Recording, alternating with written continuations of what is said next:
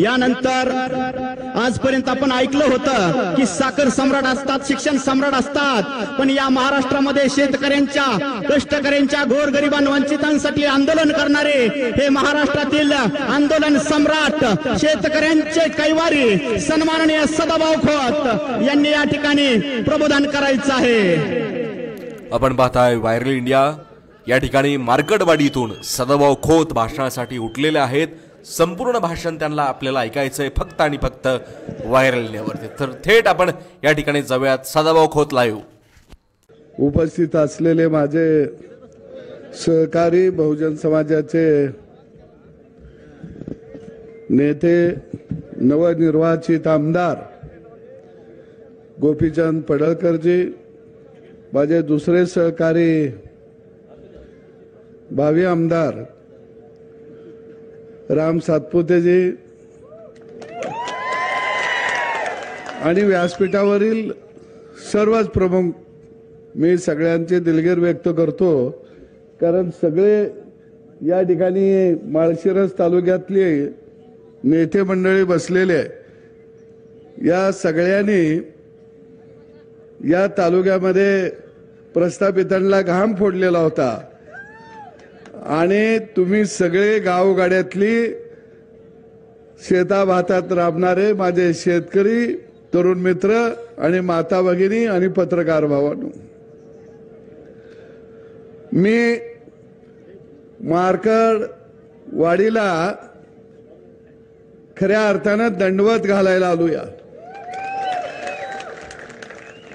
तुम्ही एक इतिहास केला आणि त्या इतिहासाची दखल ही देश पातळीवर घेतली गेली। आपण शेताभातात राबणारी माणसं, इंद्रजित भालेरावांची कविता मी तुमच्या भागात फिरत असताना भाषणामध्ये म्हणायचं, काट्या कुट्याचा तुडवीत रस्ता, माझ्या गावाकडे चल माझ्या दोस्ता।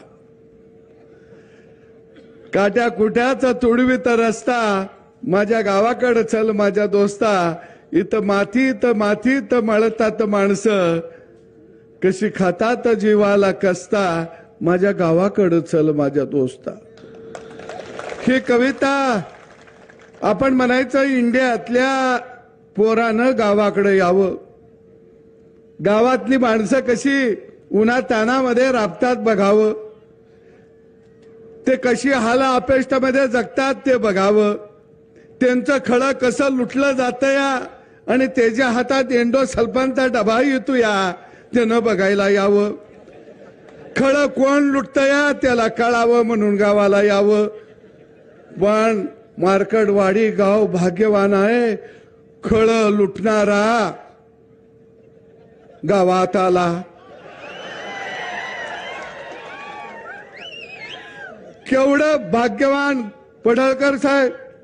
आम्ही ह्यांना म्हणायचं, अरे दिवसा ढवळ्या तुझं खळं हे लुटतं या, त्यामुळं तुझ्या बापाच्या अंगावर धडूत कपडा इना झाला या।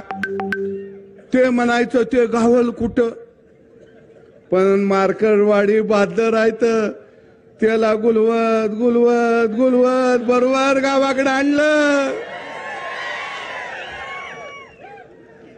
आता इंडियातला मोठा चोर राहुल बाबा भी येणार आहे, पण ते येताना एक बोर्ड लावून ठेवा, काट्या कुट्याचा तुडवीत रस्ता, कसा गावाकडे आलास बाबा।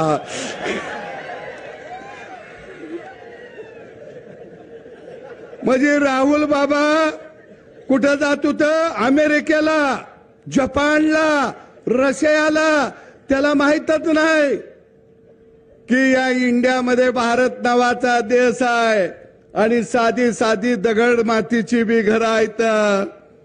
राहुल बाबा, आम्ही बी तुमचं स्वागत करू, हाय असाच मंडप ठेवू,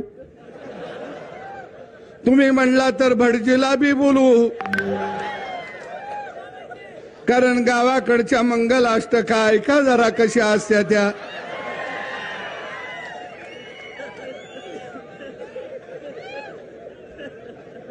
पण त्याचं एक स्वप्न आहे राहुल बाबाचं, मेरी शादी कब होगी, जब मैं पंतप्रधान बनने के बाद होगी. मरकडवाडी गाव हुशार आहे. इथं पडळकर साहेब सांगतील त्यांना बॅलेट पेपरवर निवडणूक घ्यायची आहे. बिचाऱ्याचं लगीन झालं पाहिजे. पोलिसांना मी विनंती करतो, त्यांना 2 डबं मांडून देतील. बॅलेट पेपरवर मतदान होऊन दे, तो गडी निवडून येऊन दे आणि त्याचा शपथविधी इथंच करतो आणि अक्षदाबी इथंच टाकतो.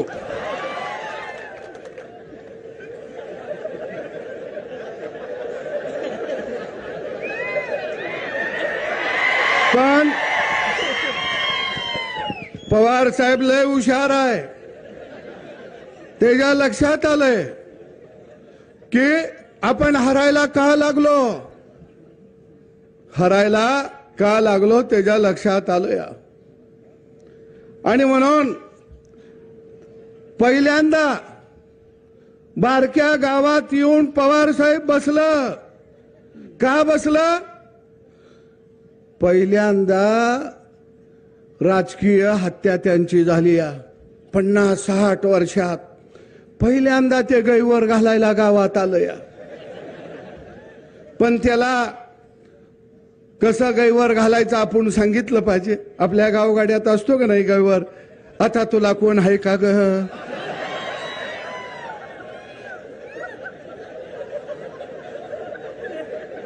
पुन्हा मग एखादा जवळचा असला तर म्हणतो आता मी कसा जगू कसा राहू. काय त्याला सांगितलं पाहिजे असा गैवर घाल. मग आपण म्हणायचं बॅलेट पेपरचं तुला कशी आठवण येते या, इव्हन मशीननं तुझा कसा घात केला या. आता यांचा गैवार कार्यक्रम चाललाय. अरे नव तंत्रज्ञान हे आणलं कुणी? राजीव गांधीनं आणलं. त्यावेळी हे म्हणायचे टीव्ही आम्ही आणला, टेलिफोन आम्ही आणला, लाईटवर रेल्वे आम्ही आणली, पुलं आम्ही आणले, विमान आम्ही आणलं, ईव्हीएम मशीन आम्ही आणलं. आणि आता हे कसं आलं?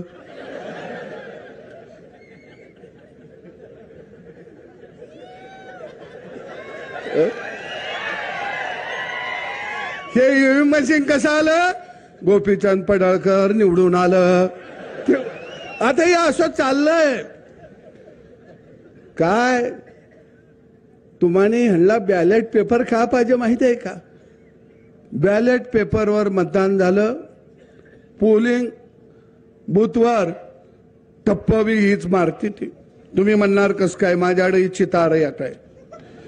राजेश खन्ना मतदान करतोय आणि त्याला सपोर्ट कोण करतंय? राजीव गांधी आणि सोनिया गांधी. आता या मशीनला सपोर्ट करायला येत नाही, बरोबर आहे ना? खटक्यावर बॉट, जाग्यावर पलटी.